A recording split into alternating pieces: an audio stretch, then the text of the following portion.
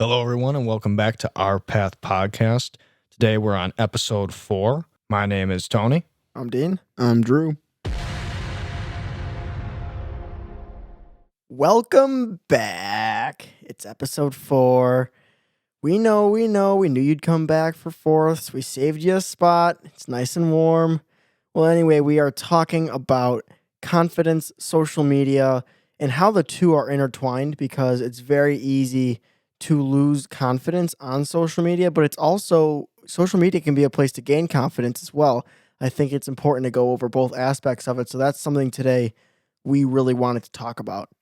Social media is kind of a mosh pit for content, both good and bad, and it's up to you to find the good and the bad, and you kind of have to be a strong-minded, strong-willed person to see through all the crap, because there's a lot of crap on social media.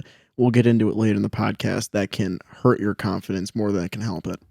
As long as you're using it as, I would say, a tool and not letting it control your life, Yeah. I think you can have a lot of fun with it.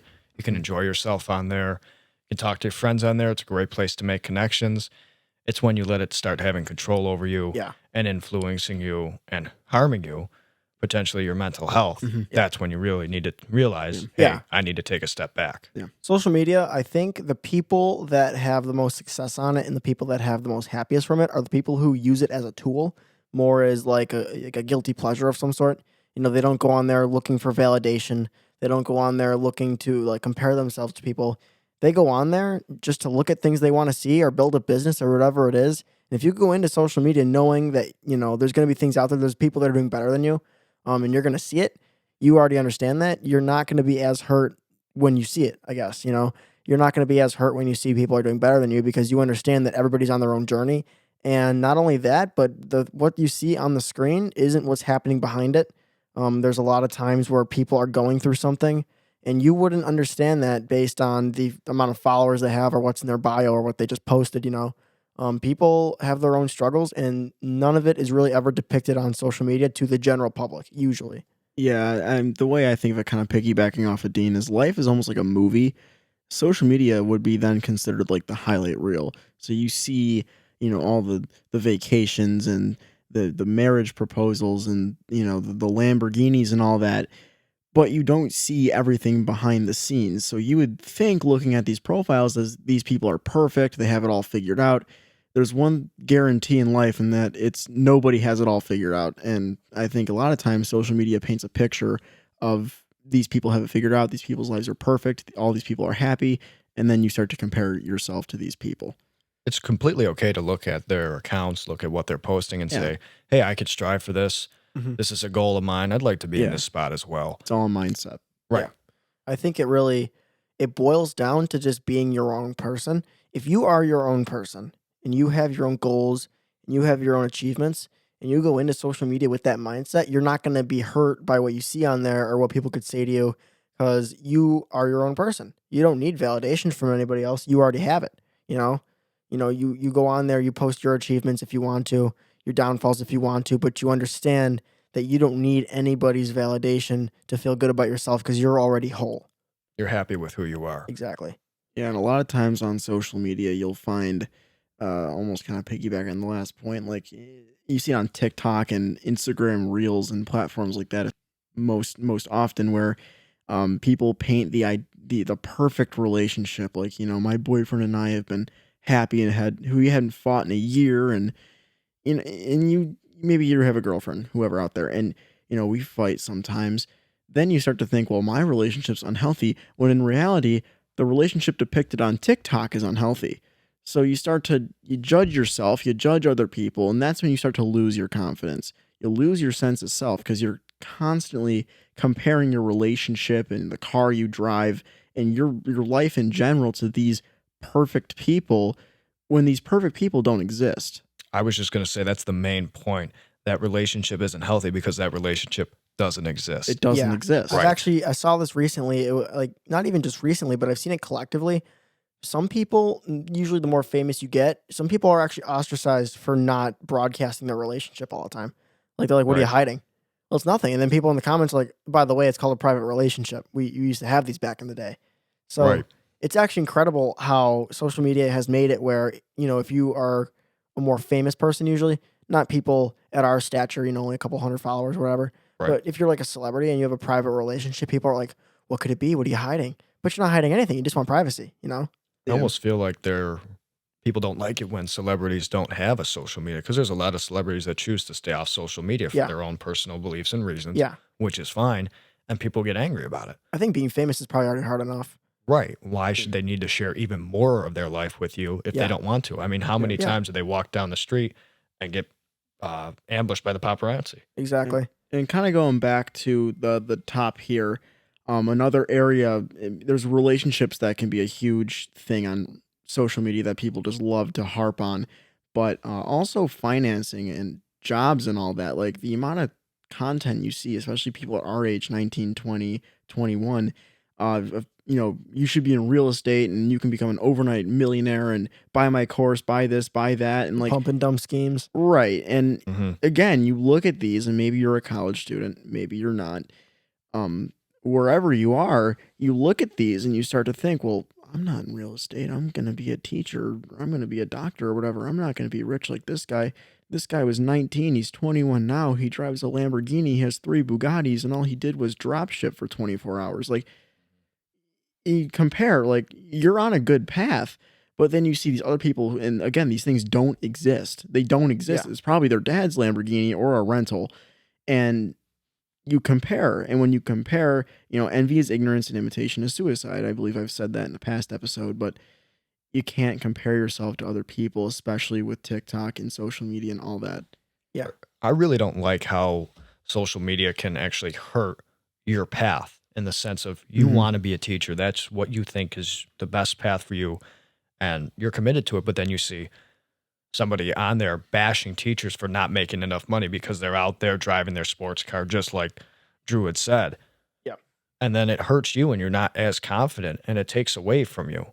It doesn't matter necessarily about the money you make. It's about if you enjoy what you do. Yeah. Everyone can be an investor. Everyone can be in the stock market. Everyone, to an extent, can try out real estate. It's not that if you're a teacher, you have to be a teacher 24/7. You can't have a side investment. You can't have a side hustle, anything like that. Yeah. You can do any job you want and do that stuff on the side. And a lot of these accounts, these Bad Boy Club, Entrepreneur Daily, whatever they are, paint the picture. You can't do that. Or it and that's just happens wrong. It happens overnight. Yeah. Right. All you have to do is just take my course, watch this 10-minute YouTube video, and you're going to be a millionaire before you know it. That's not realistic. No. It's not Absolutely going not. to happen. Last year I went through a lot of growth. But before I started going through it, I actually fell into the trap of feeling like I wasn't where I should be. I forgot that I was an 18-year-old kid, and I thought I was like a 32-year-old adult. I felt like I I wasn't. still feel like that. I felt like I wasn't far enough in life, and it wasn't until I went through some growth that I realized, I'm on my path. I'm where I gotta be, and I'm gonna keep on going. And I remember Drew actually had this conversation with me too. He's like, "Dude, I don't feel like I should be where I am." I'm like, "Didn't you just come back from the office?" And he's like, "Yeah." I'm like, "Aren't you working with John to become a better real estate realtor?" "Yeah." "Where else do you want to be?" Yeah. Like you are where you are. You're not even 19 years old yet, and you're already working on a career. What do you mean you're not where you want to be? I remember that conversation because I was frustrated and I thought I should be further along than I was. And Dean reminded me, he's like, just put it into perspective. I mean, you're an 18-year-old kid working with the top agents in our area in an office. You have a career in front of you. I mean, you're way ahead of the game. And it was a very insightful conversation, and I still think about it. It turned my mindset around completely. It's like, well, yeah, I mean, I could sit around and, I should have, $1 million in my pocket by now, but it doesn't happen overnight, and I am as old as I am. I already have a career in front of me, so it did help my confidence out a lot. It's an easy trap to fall into. It's an easy trap to see kids or adults who are your age doing better than you are, and then you're sitting there, you're like, well, I still live at home. I don't have a career set up yet. What am I doing wrong? Shouldn't I be further along? But everybody is on their own path. It's the most important thing that I realize is that everybody has their own struggles. Everybody's fighting their own fights. Everybody's on their own path. We all have our highs. We all have our lows. And that's not depicted in one social media post. You can't know everything about a person if you follow them and they follow you back. It's just not realistic. It's never going to happen. But that being said, I think that social media still is a good place to build business. We're doing it with our podcast on TikTok, on Instagram. It's a great place to build a base, build a reputation, and build a business. But to be honest with you, that's for me, it's one of like the only pros to social media. I don't really use it for much else other than that. Maybe messaging some friends every now and then. But for me, that's really the only reason why I have these apps in the first place is to build up this podcast. To be completely honest.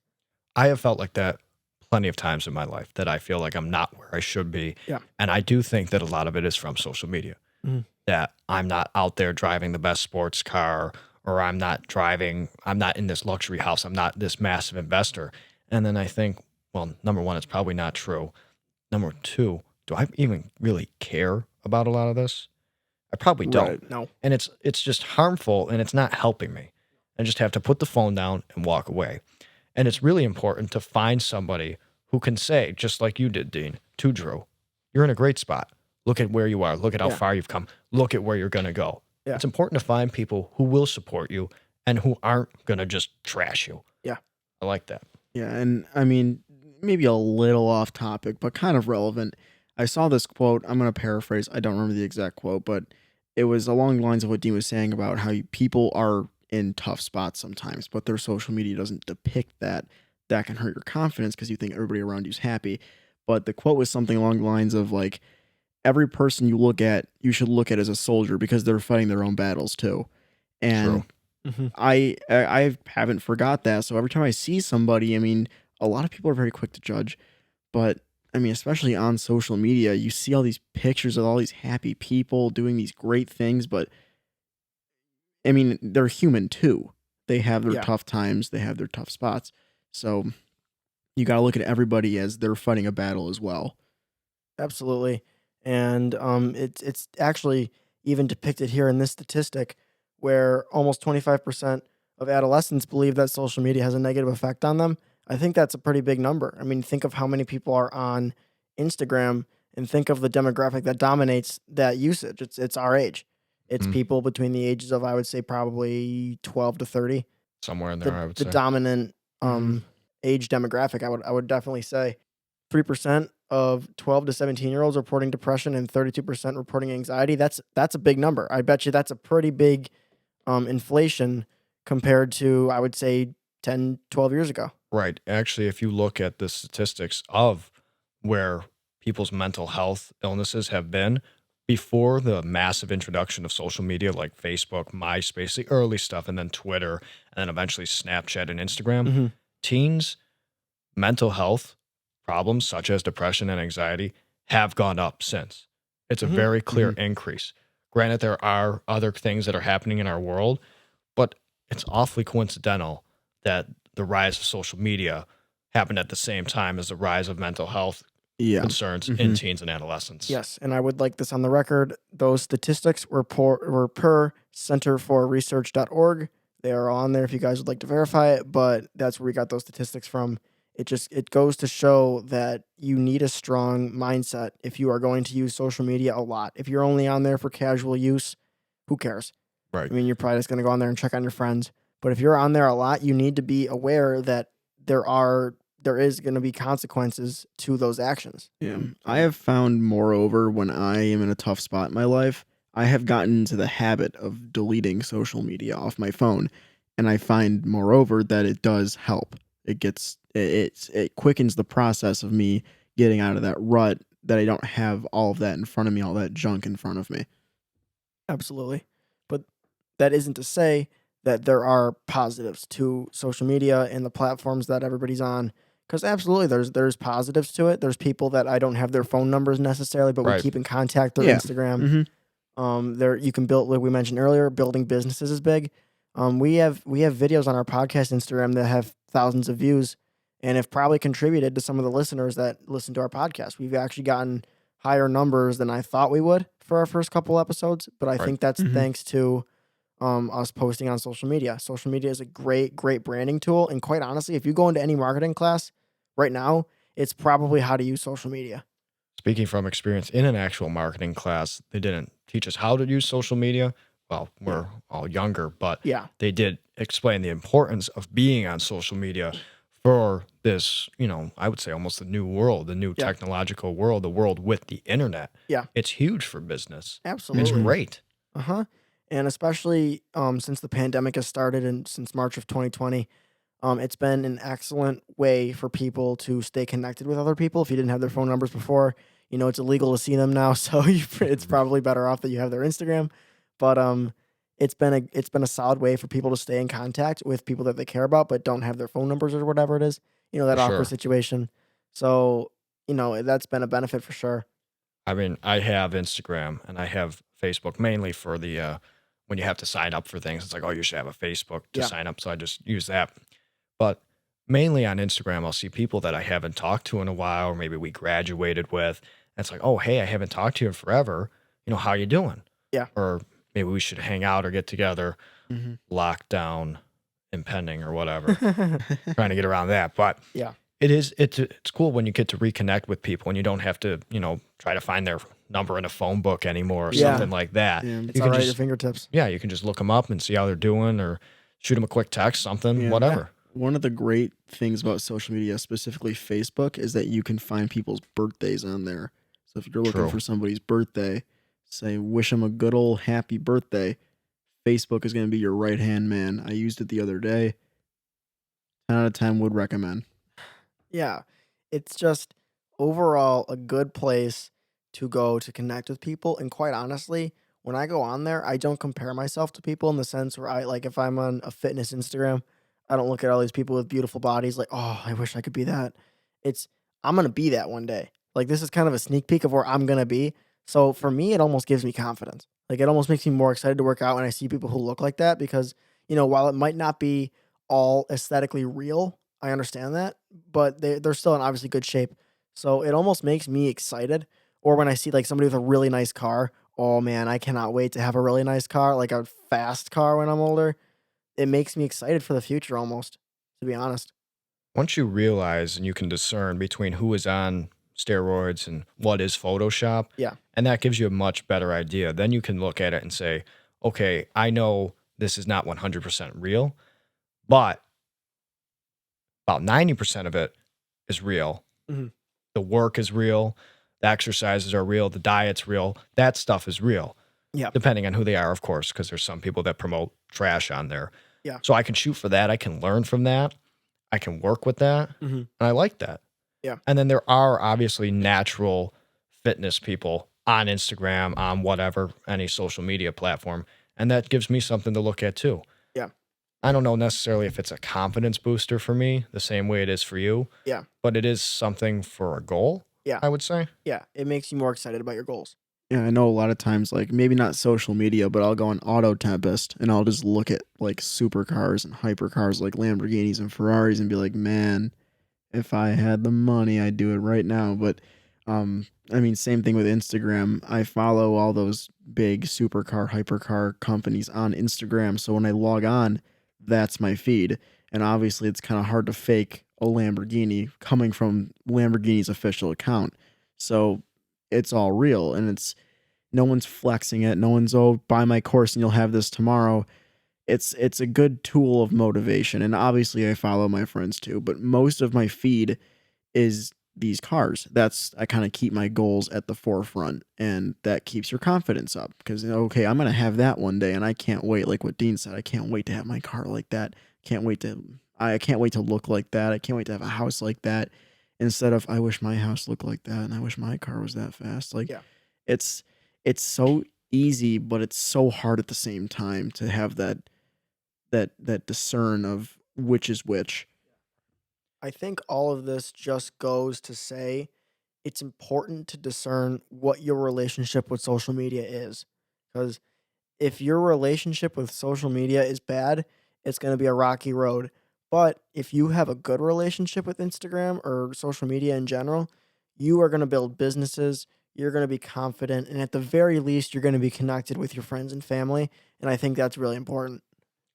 I think that you could also consider YouTube a form of social media. Yeah. And if you consider YouTube a form of social media and even a couple other apps, it's a place where you can learn something. Yeah, It's actually, yeah. I find YouTube to be mostly positive. I do too. I think Yeah. YouTube has a pretty good community. You can listen to music on there. Yeah. Yeah. You can maybe learn something for your job, how to do better at your job. Yeah, there's actually a whole YouTube channel dedicated to Howard Hanna university training. So like Drew and I we could do like 6 hours of training in our bedroom if we wanted to, thanks to YouTube, which is huge. And I'm probably gonna start doing. There's tons of video on there. I know for myself for rough framing for building houses. So there's things you can learn about how to get better, Yeah. different ways to do something. I mean, there's tons of stuff on there. And YouTube isn't just for work or music. I mean, there's just cool stuff on there. You know, there's Yeah. maybe outdoor stuff, there's sports stuff, ways to better yourself. And if you use social media in that sense to make better of yourself, Yeah. then absolutely it's seen in a positive light. Yeah, Absolutely. and if your social media is just David, or your YouTube is just David Dobrik and like the Nelk Boys or whatever, like that's all you watch, it's not that helpful. I mean, that's not to say you can't watch that stuff, but if that's all you watch, it's not going to help you. It might, That's it. but at the very least, it's gonna bring you pleasure of some sort. Right. It'll right. pass your time. It'll give you something to relax to. Like we all got to have fun in this life too. So hey, That is true. hey, That is true. I mean, if you like watching Dobrik, Go for it. go for it. I mean, that's you. Right. Go, enjoy your vlog. But if you're gonna go on there for learning purposes, it's a great platform. If you're gonna go on there for entertainment purposes, incredible platform for that too. I think YouTube. yeah.